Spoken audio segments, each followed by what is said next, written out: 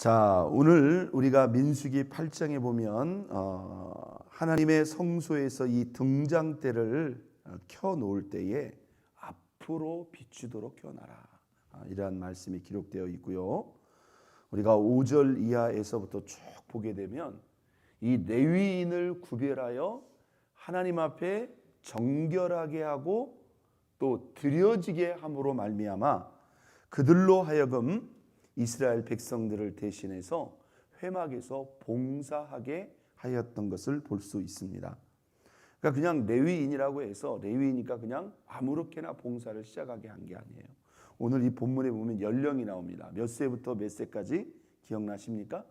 25세부터 50세까지. 제사장은 30세부터 50세까지라고 했어요. 이제 우리가 생각에 50세면 우리는 이미 다 지났네 이렇게 이제 볼 수도 있는데, 이건 이제 그 시대의 고대 사회이지만요, 사실 그때 당시 평균 연령이 어떻게 됐을지는 모르겠습니다만은 아무래도 레위인들이 좀 넉넉했고, 그렇죠? 그래도 그 가운데서 좀 젊은 사람들에게 이렇게 기회를 줬고요. 우리가 오늘 이 본문에 보면 보통 제사장은 끝나면 그냥 끝났어요. 그런데 레위인들은요, 자, 50세가 되어 25절 보세요. 50세부터는 그의 일을 쉬어 봉사하지 아니할 것이나 26절 어떻게 했어요? 그의 형제와 함께 회막에서 돕는 직무를 지킬 것이요 일하지 아니할 것이라. 그 대신 돕는 직무를 지켜라. 이게 도울 수 있는 일은 도와라, 이렇게 기록되고 있는 걸 볼 수가 있습니다. 여러분, 우리가 하나님의 교회 속에서 이 봉사하고 일한다는 것은 어떤 것이 가장 중요할 것 같습니까? 봉사하고 일할 때, 예를 든다면 우리가 봉사하면 이런 생각을 할 수 있어요. 나는 하고 싶어도 잘하는 게 없어. 다시 말해서 어떤 재주나 어떤 은사나 어떤 재능이 있어야만 봉사할 수 있다, 이렇게 생각할 수 있어요. 또 아무리 재능이 있고 능력이 있어도 하고 싶은 마음이 있어야 되잖아요. 그렇죠? 그러면 이제 우리가 이제 의욕도 있어야 되고 열정도 있어야 되고 재주도 있어야 되는 것 같지만, 사실 오늘 본문의 이 레위인들은요, 하나님 앞에 선택받은 것 그 외에는 어떤 자격과 조건이 없었다, 이 말이에요. 그러면 레위인이 되었기 때문에 그냥 봉사에 들어갔는가? 아니라는 거예요. 오늘 이 본문의 레위인에 관한 이 본문의 이 말씀은요, 오늘 우리가 하나님의 교회 속에서 누가 하나님 보시기에 합당한 봉사자 내지는 사역자가 될 수 있는가에 있어서 아주 중요한 영감을 줄 수 있는 그런 말씀입니다. 자, 하나님께서 레위인들을 딱 택하시고 그냥 성막에 들어가게 하신 게 아니라는 거예요. 오늘 이 본문에 보면 세 가지가 기록되어 있습니다. 한번 닫습니다. 누가 하나님의 성소에서 봉사할 수 있는가? 레위인 그 자체가 아니에요. 물론 하나님이 레위인을 지명하셨지만 첫 번째 명령하신 것이 있어요. 그들이 봉사하기 위해서 반드시 거쳐야 될 단계, 그것은 무엇입니까? 6절 보겠습니다. 이스라엘 자손 중에서 레위인을 데려다가 어떻게 하라? 정결하게 하라. 여러분, 재능보다 더 중요한 게 뭔지 아세요? 의욕과 열정보다 더 중요한 게 뭔지 아세요? 우리가 하나님을 봉사하는 자로서 우리 자신을 어떻게 하는 거? 정결하게 하는 거예요. 그러니까 여러분, 이게 왜 중요할까요? 이게 하나님과의 관계가 있기 때문에 그래요. 그러니까 우리의 힘과 우리의 의지로 봉사하는 것 같지만 정확히 말하면 뭐예요? 하나님이 그 사람을 들어 쓰시는 것이죠. 믿습니까? 우리가 내 의욕과 내 열정으로도 어느 정도는 할 수 있어요. 근데 그것만으로 한다면 어떻게 될까요? 그건 반드시 한계에 부딪힙니다. 결국 하나님의 사역이라는 것은 하나님과의 관계로 하는 것입니다. 그분과 바른 관계, 또 그분과 친밀한 관계 속에서 하나님이 함께 하시고 하나님이 부어주시는 은혜로 하는 것이지, 의욕과 열정만으로는 안 된다는 거예요. 그러면 그 하나님과의 우리와의 바르고 장애가 없고 친밀한 그 관계의 기본이 무엇인가? 바로 정결함이라는 거예요. 우리가 레위기서의 말씀을 통해서도 쭉 보았습니다만은 하나님이 거룩하시기 때문에 우리도 그분 앞에 거룩하게 나아가기 위해서 우리 자신을 정결하게 하는 것이죠. 자, 이 레위인이 직무를 시작할 때 어떤 정결의 과정을 거쳤는가? 7절 봅니다. 너는 이같이 하여, 하나님이 모세에게 직접 명령하시는 거죠. 너는 이같이 하여 그들을 정결하게 하되, 첫 번째, 속죄의 물을 그들에게 뿌려라. 두 번째, 그들의 전신을 어떻게 하라? 삭도로 밀게 하라. 세 번째, 그들의 의복을 빨게 하여 몸을 정결하게 하라. 이 행위 자체가 정결하게 한다는 것은 신약의 성도들에게 사실 의미는 없을 수 있습니다. 우리가 옷을 빤다고 해서 정결하게 될 것 같으면 뭐 어려운 게 아니죠. 자, 속죄의 물을 뿌려라. 그들의 전신을 삭도로 밀게 하라. 전신이라고 써요. 우리가 이런 표현이 어디서 나왔죠? 예전에 보면 어떤 경로를 통해서 부정하게 된 자가 있잖아요. 부정하게 된 자가 그 부정의 기간이 끝나고 다시 진영으로 들어올 때 온몸을 씻고 전신의 몸을 삭도로 밀게 했다 이 말입니다. 이게 그 정결의 과정. 이게 제 레위인들은 지금 어떻게 부정하게 된 게 아니에요. 그런데 자기도 모르는 사이에 그렇게 될 수 있다는 거죠. 그래서 이 회막의 봉사를 시작하는 이 레위인들은 이런 철저한 정결의 과정이 있어야만 그냥 25살 됐다고 회막에 들어갈 수 있는 게 아니었어요. 정결해야 봉사할 수 있다는 거죠. 또 8절 봅니다. 또 그들에게 수송아지 한 마리로 번제물을 기름 섞은 고운 가루로 소제물로 가져오게 하고 또 외에 너는 또 수송아지 한 마리를 속죄제물로 가져오게 하여, 다시 말해서 예배로 그 자신을 뭐함으로? 드림으로 자기 자신을 하나님 앞에 준비하게 했다는 거예요. 그러니까 여러분, 우리가 하나님 앞에 우리 몸을 들여서 이 봉사하고 헌신한다고 하는 것은요, 첫째는 정결해야 된다는 거예요. 두 번째는 무엇입니까?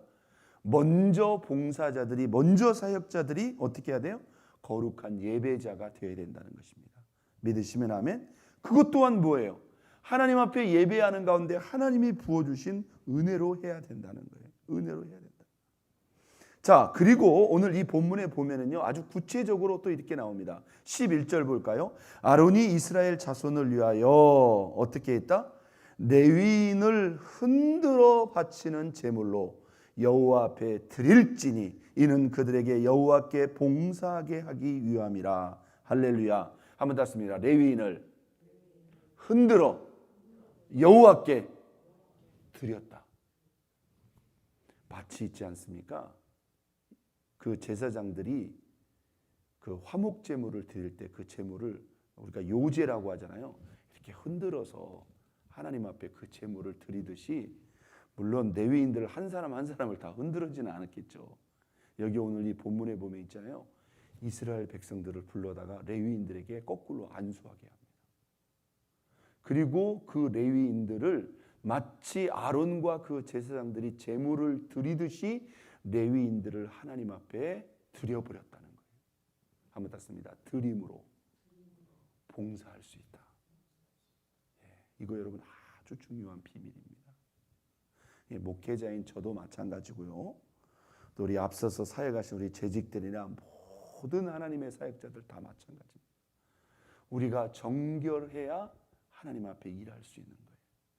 우리가 먼저 예배자가 되고 예배자가 될 뿐만 아니라 우리 자신을 하나님 앞에 완전히 내어 드리라는 겁니다. 여러분, 내어 드린다는 말이 무슨 말일까요? 그분의 손에 사로잡혀야 된다는 거예요. 믿습니까? 우리가 하나님의 일은요, 이렇게 철저히 하나님과의 영적 관계 속에서 그분의 은혜로 그분의 손에 붙잡힌 바 됐을 때 우리가 감격적으로, 그래서 하나님께는 기쁨과 영광이고 공동체에는 진짜 덕이 되고 본이 되고 아름다운 열매를 맺게 되며 우리 자신에게는 말할 수 없는 은혜와 영광이 되어야 될 줄로 믿습니다. 믿으시면 아멘. 참 우리가 저도 이렇게 주의 일을 하다 보면은요, 참 감격적으로 기쁨으로 감사로 할 때도 있지만 때로는 우리 자신이 지치는 순간이 온다 이 말이에요.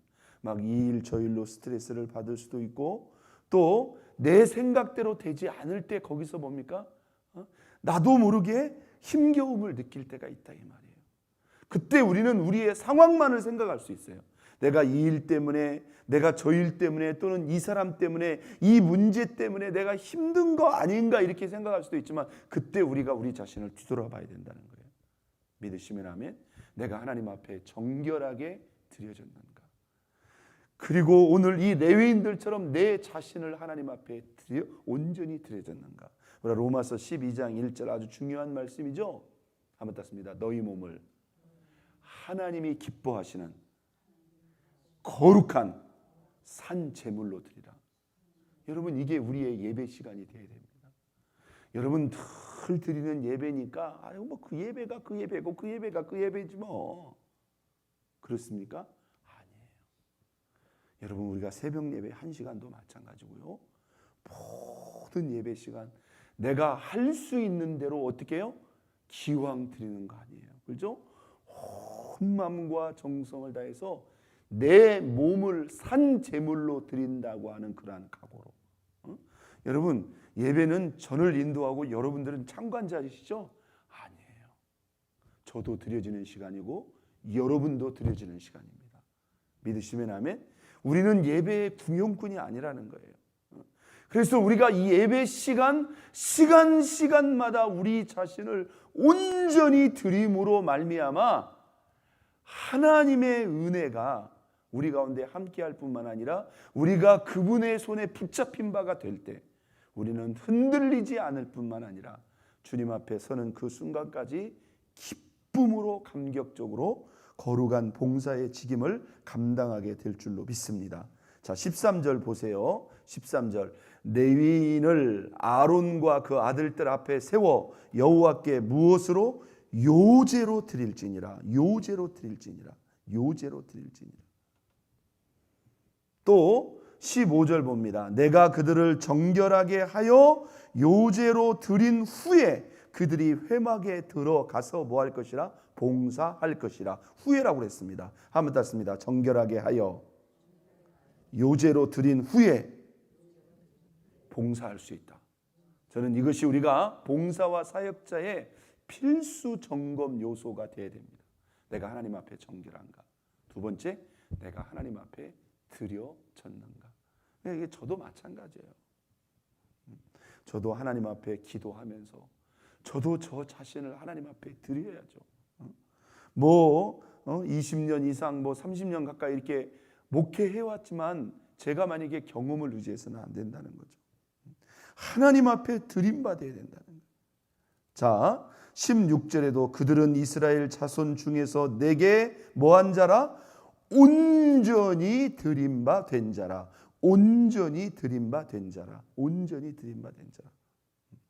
이렇게 해서 하나님 앞에 어떤 중심으로 어떤 관계 속에서 어떤 열정으로 드려져야 되는가. 오늘 하나님이 레위인을 구별했다고 그랬습니다. 저와 여러분 마음속에 이 아침에 누가 하나님의 성소에서 회막에서 봉사할 수 있는가. 두 가지. 자기 자신을 하나님 앞에 정결케 하는 자.